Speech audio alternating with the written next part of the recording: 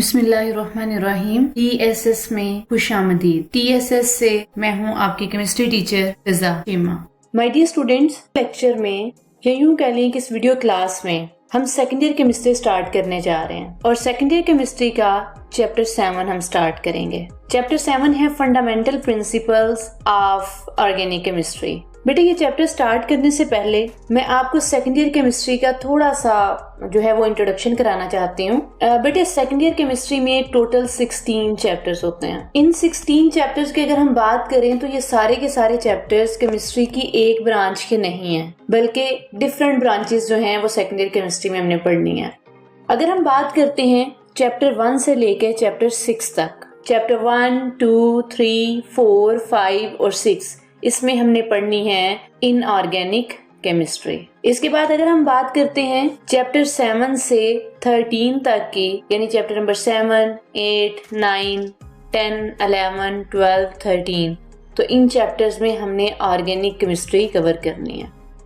इसके बाद हम आ जाते हैं चैप्टर नंबर 14 पे। बेटे, जो चैप्टर नंबर 14 है ये बायोकेमिस्ट्री पर मुश्तमिल है। चैप्टर नंबर 15 की अगर हम बात करते हैं तो चैप्टर नंबर 15 में इंडस्ट्रियल केमिस्ट्री जो है वो स्टडी की जाती है और चैप्टर 16 जो है उसमें बेटे हमने इन्वायरमेंटल केमिस्ट्री पढ़नी होती है। हम कह सकते हैं कि चैप्टर 16 जो है वो इन्वायरमेंटल केमिस्ट्री से रिलेटेड है। बेटे, ये तो थोड़ा सा इंट्रोडक्शन था जिसमें आपको ये पता चल सके कि केमिस्ट्री के किस चैप्टर में आपने किस ब्रांच से रिलेटेड पढ़ना है। फिर अब हम ये डिस्कस करेंगे कि आज के इस लेक्चर में हमने किन टॉपिक्स को कवर करना है। चैप्टर 7 जो कि fundamental principles of organic chemistry है, सबसे पहले हमने इसका इंट्रोडक्शन कवर करना है। अब इंट्रोडक्शन में हमने जिन टर्म्स को डिस्कस करना है, पहली टर्म है ऑर्गेनिक कंपाउंड्स। हमने ये देखने हैं कि ऑर्गेनिक कंपाउंड्स कौन से हैं। फिर इसके बाद हम देखेंगे इन ऑर्गेनिक कंपाउंड्स को। बेटे, ऑर्गेनिक कंपाउंड्स और इनऑर्गेनिक कंपाउंड्स, ये जो हमने डेफिनेशंस यहाँ पे देखनी है, जो इनके बारे में यहाँ पे इंफॉर्मेशन लेनी है, वो 200 साल पहले के कॉन्सेप्ट्स के मुताबिक होगी। इसके बाद हमने वाइटल फोर्स थ्योरी को देखना है। बेटा, बेसिकली ये जो ऑर्गेनिक कंपाउंड्स और इनऑर्गेनिक कंपाउंड्स का मैंने जिक्र किया है, ये वाइटल फोर्स थ्योरी से रिलेटेड है। इसके बाद मैंने आपको बताना है कि वाइटल फोर्स थ्योरी को किस तरह से और किसने रिजेक्ट किया। अब चूंकि मैं पता चल चुका है कि वाइटल फोर्स थ्योरी को रिजेक्ट भी किया गया है, उसके बाद फिर ऑर्गेनिक कंपाउंड्स की एक नई डेफिनेशन आएगी, तो फिर हम इसकी जो नई डेफिनेशन होगी उस डेफिनेशन को कवर करेंगे। इसके बाद चूंकि ऑर्गेनिक कंपाउंड्स की नई डेफिनेशन आ चुकी है, तो डेफिनेटली फिर ऑर्गेनिक केमिस्ट्री की भी नई डेफिनेशन होगी। जो ऑर्गेनिक केमिस्ट्री की हमने नई डेफिनेशन डिस्कस करनी है वो भी डिटेल में देखेंगे। और जब लेक्चर खत्म हो जाएगा तो मैं आपको बताऊंगी कि इस टॉपिक में आपकी असाइनमेंट्स क्या होंगी। आपकी असाइनमेंट के बारे में मैं बात करूंगी। चैप्टर 7 की एक्सरसाइज में इस टॉपिक से रेलेवेंट कोई क्वेश्चन होगा तो वो हम डिस्कस करेंगे। कुछ शॉर्ट क्वेश्चंस MCQs भी अगर बनते हुए अहम हुए तो वो भी डिस्कस कर लेंगे। बेटा, अगर मैं 200 साल पहले की बात करूं, तब जो केमिस्ट थे इन्होंने सोचा कि कंपाउंड्स जो हैं वो एक टाइप के तो है नहीं, तो उन्होंने फिर कंपाउंड्स को क्लासिफाई किया था उनकी प्रॉपर्टीज और ओरिजिन के हिसाब से। कंपाउंड्स, ये कंपाउंड्स को रिप्रेजेंट करेगा और कंपाउंड्स को क्लासिफाई कर दिया गया इनकी प्रॉपर्टीज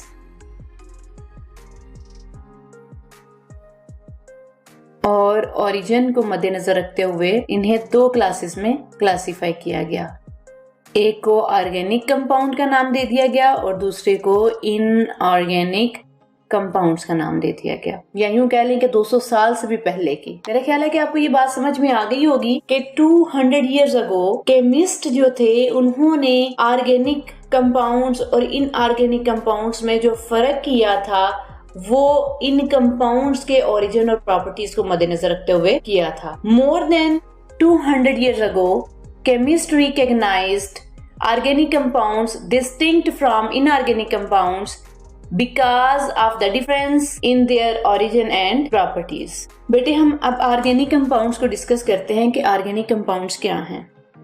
200 साल पहले ये समझा जाता था कि जो ऑर्गेनिक कंपाउंड्स हैं इन्हें हम सिर्फ लिविंग थिंग्स से हासिल कर सकते हैं। लिविंग थिंग्स के अलावा हम ऑर्गेनिक कंपाउंड्स को किसी भी चीज से हासिल नहीं कर सकते। ये 200 साल पहले केमिस्ट जो थे उनका ख्याल था। अब आप लोग सोच रहे होंगे कि ये लिविंग थिंग्स किस बला का नाम है। बेटे लिविंग थिंग्स में आप कह सकते हैं एनिमल्स, आप प्लांट बॉडी का जिक्र कर सकते हैं। इसके कुछ एग्जांपल्स हैं, जैसे ग्लूकोज है। बेटे ग्लूकोज भी ऑर्गेनिक कंपाउंड है, यूरिया भी ऑर्गेनिक कंपाउंड है, बटर भी ऑर्गेनिक कंपाउंड है, चीज भी ऑर्गेनिक कंपाउंड है, लेदर भी ऑर्गेनिक कंपाउंड है। तो यहाँ पे बेटे याद रखिएगा कि ये जो ग्लूकोज है ये प्लांट बॉडी में बनता है। होता कुछ इस तरह से है कि कार्बन और वाटर, जब इन दोनों का रिएक्शन होता है सनलाइट में, जब इन दोनों का रिएक्शन लाइट में होगा तो हमारे पास क्या बनेगा, ग्लूकोज, और साथ ऑक्सीजन रिलीज होगी। ये लिविंग बॉडी में रिएक्शन हो रहा है, ठीक है। तो हम कह सकते हैं कि ग्लूकोज ऑर्गेनिक कंपाउंड है क्योंकि ये लिविंग बॉडी में जनरेट हो रहा है। बेटे अब हम डिस्कस करेंगे इनऑर्गेनिक कंपाउंड्स को। इनऑर्गेनिक कंपाउंड्स जो हैं ये नॉन लिविंग थिंग्स से हासिल किए जाते हैं। नॉन लिविंग थिंग्स से, नॉन लिविंग थिंग्स कह लें या फिर मिनरल सोर्सेस कह लें, बात एक ही है। नॉन लिविंग थिंग्स यानी मिनरल सोर्सेस से जो कंपाउंड्स हासिल होंगे वो कंपाउंड्स बेटे इनऑर्गेनिक कंपाउंड्स कहलाएंगे। इनकी कुछ एग्जांपल्स मैं आपके साथ डिस्कस करना चाहूंगी। इनकी एग्जांपल्स की अगर बात करें तो सबसे पहले हमारे पास आता है sodium chloride NaCl, calcium carbonate CaCO3। इसके बाद हम बात कर लेते हैं पानी की, बेटा वाटर H2O, ये भी इनऑर्गेनिक कंपाउंड है। कार्बन डाइऑक्साइड भी इनऑर्गेनिक कंपाउंड है और इसका फार्मूला है CO2। HNO3 बेटे ये एसिड है, नाइट्रिक एसिड इसका नाम है, फार्मूला है HNO3। इसके अलावा आप और भी एसिड लिख सकते हैं जैसे H2SO4, सल्फ्यूरिक एसिड। और आप सब जानते हैं कि जो सल्फ्यूरिक एसिड है ये किंग ऑफ एसिड भी है। आई होप आपको ऑर्गेनिक कंपाउंड्स और इनऑर्गेनिक कंपाउंड्स की समझ आ गई होगी। और ये भी ध्यान में रखिएगा, ऑर्गेनिक कंपाउंड और इनऑर्गेनिक कंपाउंड की जो डेफिनेशंस हमने पढ़ी है ये वाइटल फोर्स थ्योरी की बेस पे है। अब क्वेश्चन ये है कि वाइटल फोर्स थ्योरी क्या होगी, वाइटल फोर्स थ्योरी क्या होगी। बेटे वाइटल फोर्स थ्योरी ये बेसिकली एक साइंसदान है जे बर्जेलियस ने ये थ्योरी पेश की। और इस थ्योरी की स्टेटमेंट अगर आप गौर से देखें तो इसके स्टेटमेंट के दो हिस्से हैं। पहली बात वो ये कह रहा है कि organic compounds could be manufactured only by and with in living things. एक बात ये कि ऑर्गेनिक कंपाउंड्स को सिर्फ और सिर्फ लिविंग थिंग्स से या उनके अंदर या उनके जरिए से हासिल किया जा सकता है। साथ ही वो दूसरी बात स्टार्ट करता है, कहता है कि these compounds could never be synthesized from inorganic materials, कि ऑर्गेनिक कंपाउंड्स को हम इनऑर्गेनिक मटेरियल से प्रिपेयर नहीं कर सकते। ये दो बातें वाइटल फोर्स थ्योरी में जे बर्जेलियस ने बताई। बेटा यहाँ पे अक्सर बच्चों के जहनों में क्वेश्चन आता है और वो करते भी हैं, वो पूछते हैं कि ma'am organic compounds living things से या उनकी बॉडी में ही क्यों बनते हैं। इसकी रीजन ये है, living things plants and animals, living things में कुदरती वाइटल फोर्स मौजूद है, अल्लाह ताला की तरफ से वाइटल फोर्स मौजूद है, तो फिर लिविंग थिंग्स से ऑर्गेनिक कंपाउंड को हासिल किया जा सकता है। स्टूडेंट्स याद रखिएगा, ये जो वाइटल फोर्स है इसे हम लैब में इंट्रोड्यूस नहीं करवा सकते। जब वाइटल फोर्स को ही हम लैब में इंट्रोड्यूस नहीं करवा सकते तो फिर ऑर्गेनिक कंपाउंड्स को भी लैब में प्रिपेयर नहीं किया जा सकता अकॉर्डिंग टू दिस थ्योरी। तो फिर हम कह सकते हैं कि ऑर्गेनिक कंपाउंड को इनऑर्गेनिक कंपाउंड से प्रिपेयर नहीं किया जा सकता। माय डियर स्टूडेंट्स, मैं आपको ये जो कॉन्सेप्ट है एक एग्जांपल से समझाना चाहूंगी। यूरिया जो है वो मैमल्स के लीवर में बनता है। होता कुछ इस तरह से है कि जो अमोनिया है वो यूरिया में कन्वर्ट होगा और यूरिया यूरिन की हेल्प से बॉडी से बाहर आ जाता है, पास आउट हो जाता है। तो हम कह सकते हैं कि मैमल्स की बॉडी में यूरिया बना। और मैमल क्या है, लिविंग थिंग है। लिविंग थिंग से क्या बना, यूरिया। यूरिया क्या है, ऑर्गेनिक कंपाउंड। तो यहाँ तक वाइटल फोर्स थ्योरी हमें ठीक लग रही है। और बेटे ये जो थ्योरी है जिसे मैंने आपको समझाने की कोशिश की है, ये थ्योरी वाइटल फोर्स थ्योरी, कहलाती है। पर बेटे यहाँ पे एक चीज मैं ऐड करा दूं कि वाइटल फोर्स थ्योरी को आप वाइटलिज्म भी कह सकते हैं। साइंसदान जो थे उन्होंने ये समझना शुरू कर दिया कि ये थ्योरी जो है ये दुनिया की आखिरी थ्योरी है, और उन्होंने ये मान लिया कि हम ऑर्गेनिक कंपाउंड्स को इनऑर्गेनिक कंपाउंड से हासिल ही नहीं कर सकते। अगर हमने ऑर्गेनिक कंपाउंड हासिल करना है तो उसके लिए जरूरी है कि लिविंग थिंग्स से हासिल किया जाए। ये एक कॉन्सेप्ट बन गया हुआ था। सारे केमिस्ट जो हैं वो इस बात को मान चुके थे, लेकिन एक साइंसदान था जो ये बात एक्सेप्ट नहीं कर रहा था, और उस साइंसदान की वजह से केमिस्ट्री में एक बहुत अच्छा चेंज आया।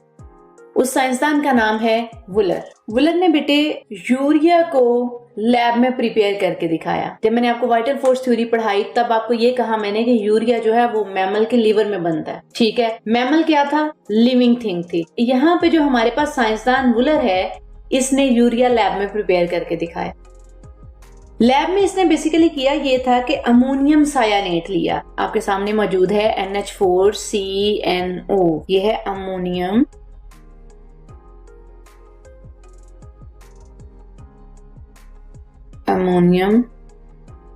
सायानेट। ठीक है, ये जो अमोनियम सायानेट है ये इनऑर्गेनिक कंपाउंड है।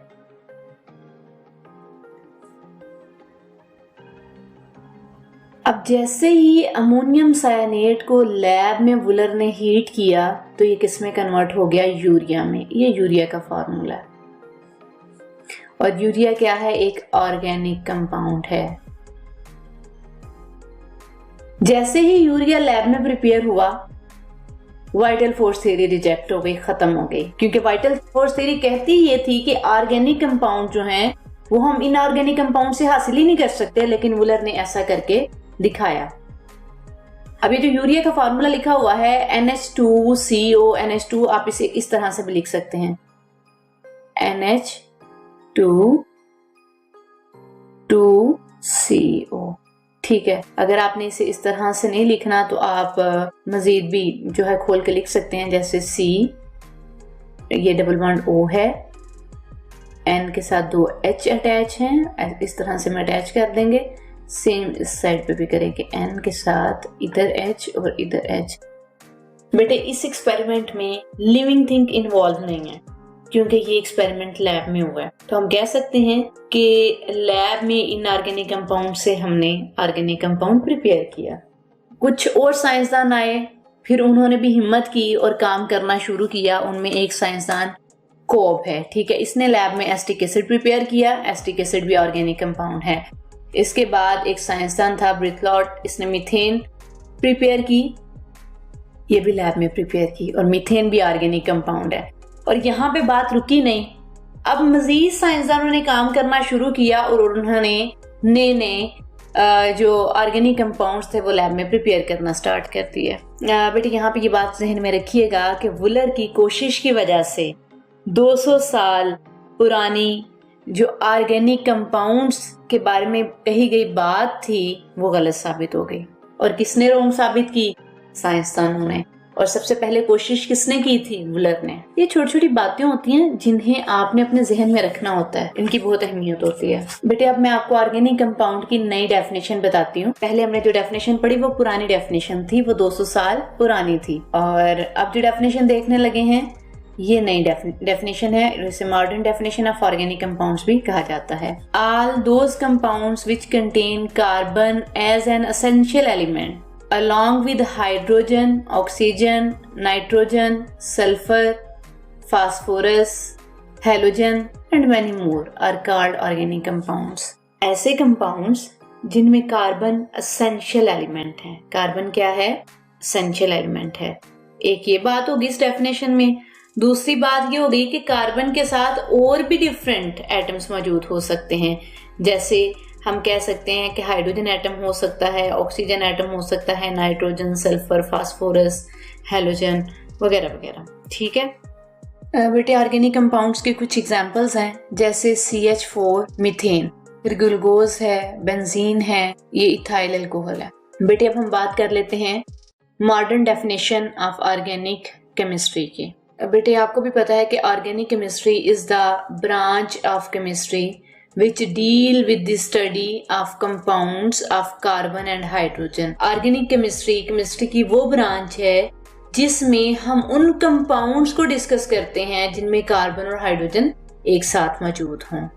ठीक है, अगर कार्बन और हाइड्रोजन इकट्ठे हैं तो इट मीन्स ये हाइड्रोकार्बन्स हैं। बेटे हम एक एग्जांपल लेते हैं CH4 की। ये तो आपको पता है हाइड्रोकार्बन है। हाइड्रोकार्बन का ये वाला हाइड्रोजन उतार दो तो पीछे क्या बचेगा मेरे पास? कार्बन के साथ कितने बॉन्ड बने हुए हैं? 3, 1, 2 और ये 3। अब इधर से जो हाइड्रोजन उतरा है उस हाइड्रोजन की जगह पे मैं अगर कोई हेलो ग्रुप लगा देती हूँ, जैसे मैं Cl लगा देती हूँ, बेटे अब ये हाइड्रोकार्बन नहीं है बल्कि डेरिवेटिव ऑफ हाइड्रोकार्बन है। इतना जो पोर्शन है ये है मिथाइल और ये जो है Cl ये क्लोराइड है, क्लोराइड। ठीक है, मिथाइल क्लोराइड। अब methyl chloride derivative of hydrocarbon है और यहाँ पे जो CH4 था ये है मीथेन, ये प्योरली हाइड्रोकार्बन है। ये जो मिथाइल क्लोराइड है ये डेरिवेटिव ऑफ हाइड्रोकार्बन है और मीथेन ये हाइड्रोकार्बन है। कुछ और एग्जांपल्स के साथ बेटे डिस्कस कर लेते हैं। अच्छा, अगर मैं क्या करती हूँ कि इसका H जो उतारा है उस H की जगह पे मैं कुछ और लगा देती हूँ, जैसे अब इसकी जगह पे अगर मैं OH लगा दूं तो ये भी डेरिवेटिव ऑफ हाइड्रोकार्बन है। ठीक है, अब इसका नाम है मिथाइल अल्कोहल, मेथानॉल। आई होप आपको समझ आ गई होगी कि डेरिवेटिव ऑफ हाइड्रोकार्बन्स क्या होते हैं और हाइड्रोकार्बन्स सिंपल क्या होते हैं। बेटे ऑर्गेनिक केमिस्ट्री में कुछ एग्जांपल्स हैं। अब जाहिर सी बात है ऑर्गेनिक केमिस्ट्री में ऑर्गेनिक कंपाउंड होंगे ना, ऑर्गेनिक कंपाउंड है। बेटे याद रखिएगा कि हर काम में एक्सेप्शंस मौजूद होती हैं। जैसे बेटे आपने अपने जहन में ये चीज रखनी है कि आपके पास कार्बन डाइऑक्साइड है, कार्बन मोनोऑक्साइड है, कार्बोनेट्स हैं, कार्बोनेट्स या फिर बाइकार्बोनेट्स हैं। बेटे यहाँ पे आप ये सोच रहे हैं कि कार्बन के साथ ऑक्सीजन मौजूद है तो ये ऑर्गेनिक कंपाउंड होगा, लेकिन ये ऑर्गेनिक कंपाउंड नहीं है। इधर भी कार्बन के साथ ऑक्सीजन मौजूद है तो आपके जहन में आ रहा होगा कि ये ऑर्गेनिक कंपाउंड है, लेकिन ये ऑर्गेनिक कंपाउंड नहीं है।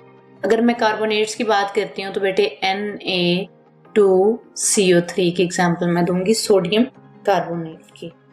तो बेटे सोडियम कार्बोनेट भी ऑर्गेनिक कंपाउंड नहीं है। जैसे मैं सोडियम बाइकार्बोनेट की बात करती हूँ तो NaHCO3 आ गया।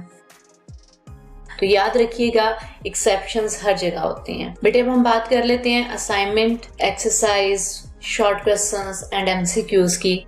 बेटे आपके जो एक्सरसाइज है उसमें एक एमसीक्यू है जो आज के लेक्चर से रेलिवेंट है। क्वेश्चन नंबर 3 जुज 4 ये इसका नंबर है। The chemist who synthesized urea from ammonium cyanate was. ये 4 ऑप्शन दी गई होंगी, आपने चारों में से सिलेक्ट करना है। तो मैंने आपको बताया कि वो वूलर है। इसके बाद है what is an organic compound, explain the importance of Wohler's work in the development of organic chemistry. ये भी आपकी एक्सरसाइज का क्वेश्चन है, क्वेश्चन नंबर 9। ठीक है, इनको आपने सॉल्व करना है। इसके अलावा कुछ शॉर्ट क्वेश्चंस बनते हैं, जैसे how vital force theory was rejected, what is the importance of Wohler's work in the development of organic chemistry, define organic chemistry, what is vital force theory. बेटे ये शॉर्ट क्वेश्चन जो हैं बनते हैं। इसके अलावा हर डेफिनेशन एक शॉर्ट क्वेश्चन है। बेटे अब हम अपने लेक्चर को समराइज कर लेते हैं। आज के इस लेक्चर में मैंने आपको सेकेंडरी केमिस्ट्री चैप्टर 7 इंट्रोडक्शन में organic compounds, inorganic compounds, vital force theory को डिस्कस किया। और फिर बेटे वाइटल फोर्स थ्योरी के बाद मैंने बताया कि वाइटल फोर्स थ्योरी को किसने और किस तरह से रिजेक्ट किया। और साथ मैंने एक्सपेरिमेंट बताया कि ये काम किया गया था और इस काम की वजह से वाइटल फोर्स थ्योरी को रिजेक्ट किया। और इसके बाद फिर modern definition of organic compound बताया मैंने आपको। इसके बाद ऑर्गेनिक केमिस्ट्री की मॉडर्न डेफिनेशन देखी। इसके बाद मैंने आपको ये बताया कि हर कंपाउंड जिसमें कार्बन, ऑक्सीजन, हाइड्रोजन या कार्बन, ऑक्सीजन, नाइट्रोजन मौजूद होते हैं वो सारे के सारे ऑर्गेनिक कंपाउंड्स नहीं होते, बल्कि कुछ एक्सेप्शंस भी हैं केमिस्ट्री में। तो मैंने उनका भी जिक्र आपके साथ किया। मैं उम्मीद करती हूँ कि आप इस लेक्चर को अच्छे तरीके से देखेंगे। और बेटे मेरी एक रिक्वेस्ट भी है कि आप तमाम इम्पोर्टेंट पॉइंट्स को लेक्चर लेते हुए नोट कर लिया करें। जब आप लेक्चर नोट करते हैं तो आपके लिए याद करने में आसानी होती है। अल्लाह हाफिज।